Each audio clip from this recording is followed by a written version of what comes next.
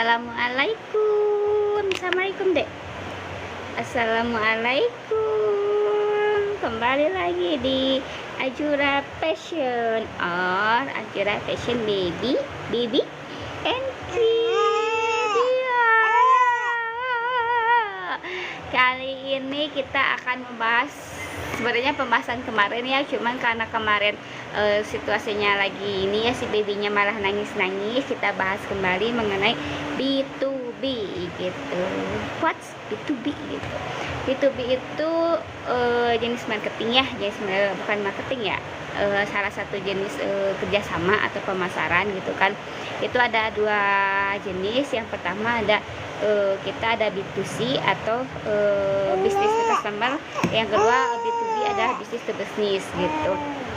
Kalau B2C itu bisnis to customer langsung adalah kita memproduksi satu produk sendiri gitu, atau kalau di bidang konveksi kita menjahit baju, ngolah baju sendiri gitu kan, jahit pakaian dari nol sampai jadi, lalu kita jual langsung, bisa melalui reseller atau melalui marketplace. Itu yang namanya B2C gitu ya. Kita punya produk, kita jualan langsung gitu. Keuntungannya ada banyak banget keuntungan dari B2C, yang dimana kalau untuk jualan itu kan kadang-kadang apa para petani ya, atau kita juga sama, kita produsen membuat satu produk, biasanya kita ke agen, setelah agen atau biasanya agen, lalu kita ke reseller atau kita masuk ke pasar lah gitu ya, lalu nanti langsung baru disampai ke konsumen. Nah, kalau B2C itu kita bisa mengkat beberapa rantai ini gitu, jadi kita langsung produsen ke customer, itu adalah B2C gitu. Keuntungannya apa B2C? Ya banyak ya, yang tadi bisa ngekat tadi ya, batiknya itu labanya itu dari beberapa rantai bisa kita cut, harga kita bisa lebih murah, kemudian permintaan konsumen kita bisa lebih tahu gitu kan. Cuman kelemahannya itu kita harus pandai-pandai punya ilmu tentang marketing gitu, harus pandai-pandai berjualan gitu. Kemudian ada yang namanya B2B. Kalau B2B itu adalah bisnis to bisnis gitu. Biasanya kita sebagai produsen, kita bisnis itu bukan dengan customer langsung gitu. Kita bisnis itu melalui sebuah lembaga atau sebuah komunitas, atau dengan sebuah perusahaan gitu. Kalau sebuah kayak misalnya kita Maklun di sini, itu masuk kategorinya B2B gitu, karena saya di sini tidak jual produknya langsung, tapi kita kerjasama dengan satu perusahaan, kita yang mengerjakan produksinya di sini, kemudian mereka yang bagian menyebarluaskan produknya, dan tentunya sudah dibayar kontan ke kitanya gitu, ke produsennya. Selamat bagi yang baru bergabung, selamat bergabung. Kita akan membahas tentang jenis marketing B2B itu, business to business gitu. Kemudian business to business itu pas target pasarnya itu banyak ya. Yang pertama itu karena kita bisnis to bisnis, kita nggak membidik ke perorangan langsung, tapi kita membidik ke sebuah kelompok atau lembaga gitu. Yang pertama kita bisa memasarkan itu ke sebuah komunitas gitu. Komunitas, banyak sekali komunitas ya, ada komunitas pengajian, ada komunitas otomotif, ada komunitas kendaraan, atau komunitas ibu-ibu gitu kan. Banyak sekali komunitas yang bisa kita jadikan target market kita gitu. Kemudian yang kedua adalah sekolah gitu, dimana kan kalau misalnya sekolah, kita produsen, kita masuk ke sekolah yang menjualnya ke siswa. Kalau di sekolah negeri mungkin koperasi yang menjualnya ke siswa. Nah, ketika kita membuat produk itu sudah ada keuntungannya, itu kita sudah produk kita ini tuh sudah laku gitu. Itu yang B2B gitu. Tadi yang komunitas, sekolah, kemudian perusahaan biasanya kita order untuk seragam ya, untuk seragam karyawannya, atau order ketika ada event gitu. Perusahaannya ada event piknik, kita bisa kerjasama untuk pengadaan kaos pikniknya itu, kaos pikniknya itu perusahaan. Kemudian ada juga kita ke pemerintahan. Nah, kalau pemerintahan kita bisa masukin proposal langsung, atau sekarang itu kalau ke pemerintahan itu bisa melalui LPSC atau e-katalog, itu melalui pemerintahan. Tapi ada syarat-syarat tertentunya ya, tentunya yang harus dipenuhi gitu. Kemudian cara memulai bisnis tubi, ya mulai aja dulu gitu kan. Paling ada hal-hal yang harus kita persiapan ya sebelum memulai menawarkan bisnis. Yang pertama tentunya kita siapin kop surat kita, harus baku ya kop surat kita, kemudian stempel perusahaan kita, kemudian surat penawaran. Kita harus membuat surat penawaran. Nah ini surat penawaran kita ditujukan kemana, mau menawarkan apa, harganya berapa, benefit untuk merekanya apa gitu. Itu surat penawaran. Kemudian juga selain surat penawaran tadi ya, identitas. Nah identitas kita KTP dan NPWP gitu. Kalau untuk surat di dunia bisnis itu penting seorang pembisnis itu memiliki NPWP dan PKP. NPWP dan PKP itu adalah pengusaha kena pajak gitu. Itu untuk mengukuhkan kalau kita tuh benar-benar serius menjalankan bisnis ini gitu. Dan jangan takut akan laporan pajaknya. Laporan pajak itu bisa dibuat gitu. Bukan bisa dimanipulasi ya, kalau itu mah urusan lain gitu kan, nggak boleh dimanipulasi, tapi tidak ribet sebetulnya. Apalagi sekarang laporan pajak bisa online gitu. Kemudian tadi identitas pribadi, KTP, NPWP, surat permohonan, stempel, kemudian NIB. Tadi selain NPWP dan PKP ada NIB, nomor induk berusaha. Kita juga sebagai pengusaha harus punya, kalau NIB itu bisa untuk perorangan juga bisa bikin NIB gitu. Selain NIB terus juga akte, kalau misalnya ya tuh main plastik alit ada.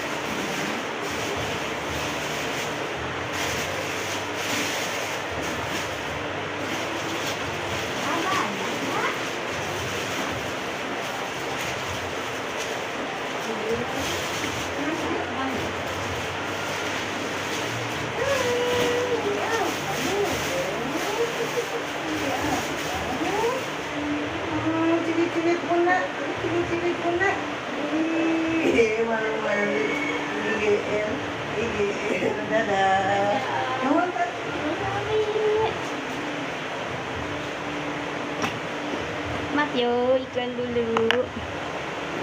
Tadi ya syarat-syarat untuk penawaran produk bisnis ya, terus spidolnya. Tadi KTP, NPWP, PKP.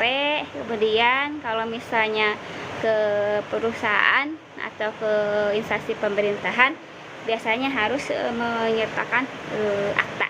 Akta itu misalnya kita mau CP atau CP atau PT gitu. Tapi kemarin saya nyobain di LPSE masukin masukin perorangan bisa, cuman sampai saat ini belum berhasil gitu, belum dapat project, atau memang harus bentuknya CP atau PT baru bisa dipercaya gitu kan. Kemudian untuk di pemerintahan biasanya harus ada laporan pajak selama 2 tahun terakhir. Nah itu penting juga karena untuk membuktikan kalau kita tuh perusahaannya benar-benar ada dan taat pajak gitu, dan emang konsisten perusahaannya ada. Biasanya ditentukan oleh adanya laporan pajak. Kalau misalnya tidak ada laporan pajak itu biasanya dipertanyakan apakah perusahaan ini masih beroperasional atau tidak gitu. Kadang ada orang itu buat perusahaan udah hilang gitu, nggak perusahaannya itu tidak beroperasional lagi gitu. Kemudian setelah itu ini buku rekening, nomor rekening. Nah itu juga penting ya disertakan dalam pengajuan surat penawaran, karena nanti kalau misalnya si proyeknya berhasil, si uangnya akan dikirim kemana gitu kan, pastinya juga ke nomor rekening yang terdaftar. Jadi kalau misalnya di perusahaan aja atau lagi kalau misalnya di pengajuan proposal kayak gitu, usahakan buku rekeningnya itu atas nama perusahaan kalau misalnya sudah punya akte gitu. Kalau atas nama pribadi ya nanti tidak sinkron ya, karena yang diajukan itu adalah nama perusahaannya, jadi rekeningnya juga rekening perusahaan. Nah itu memang ada beberapa tahapan administrasi yang harus disiapkan. Ribet, bisa disebut ribet tapi nggak seribet yang dibayangkan gitu administrasi tersebut gitu.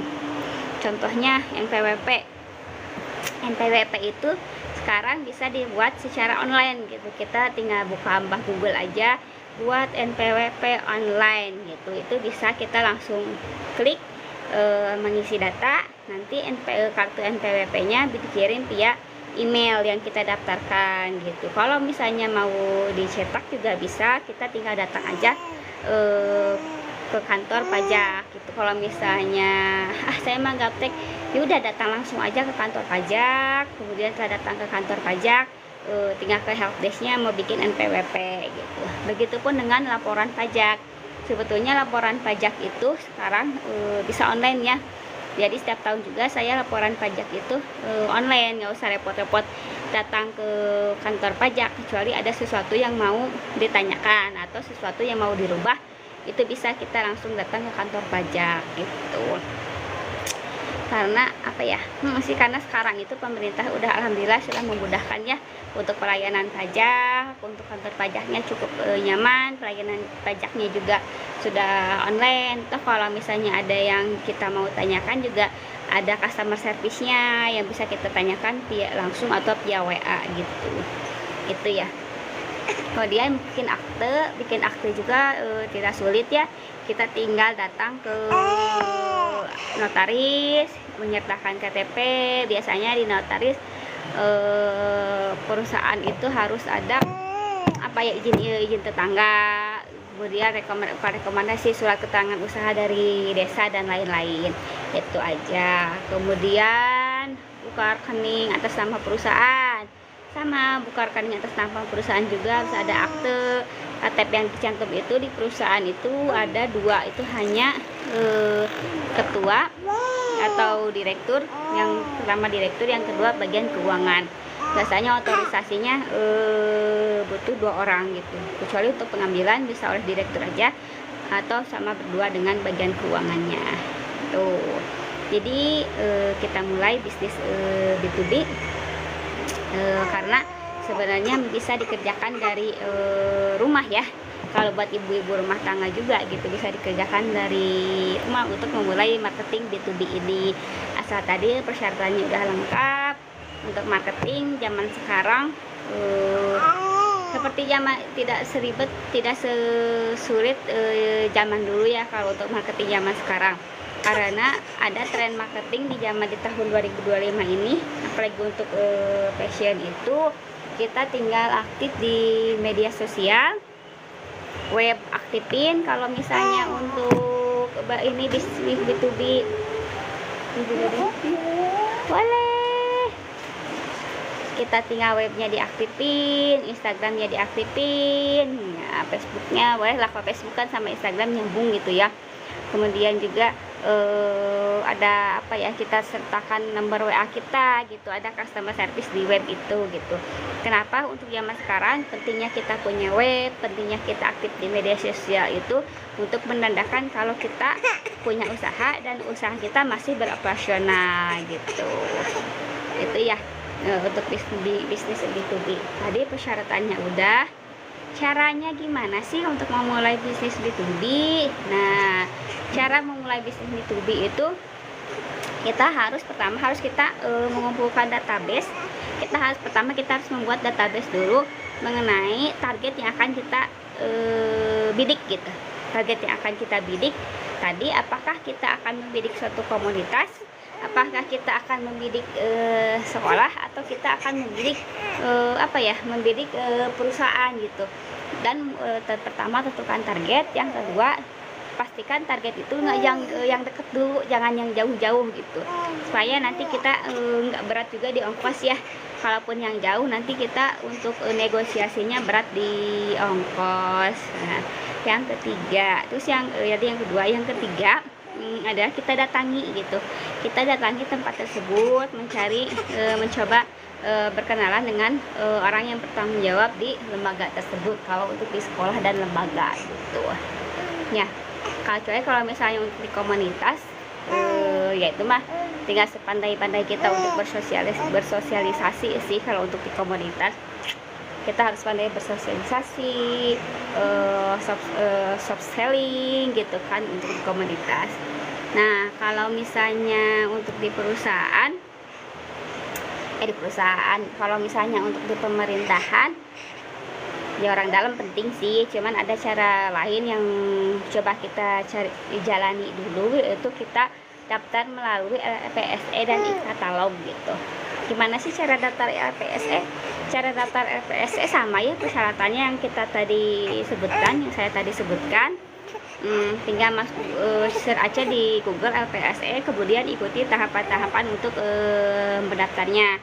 Nah, biasanya untuk tahapan-tahapan online sudah selesai, baru kita mendatangi kantor LPSE untuk mengisi fakta integritas gitu. Setelah kita mengisi fakta integritas di kantor LPSE, itu fakta integritas itu kita isi, kita tanda tangan bermaterai. Nah, biasanya kita sudah aktif tuh, kita bisa punya akun di LPSE tersebut gitu. Tinggal menunggu dan sering-sering update mengenai proyek-proyek pemerintah apa aja gitu ya. Untuk bisnis B2B alhamdulillah selesai pembahasan bisnis B2B-nya. Nanti kita lanjut lagi dengan pembahasan yang lainnya dalam situasi yang lebih normal lagi, karena bayinya udah mulai nggak betah ya, udah mulai pengen jalan-jalan lagi gitu.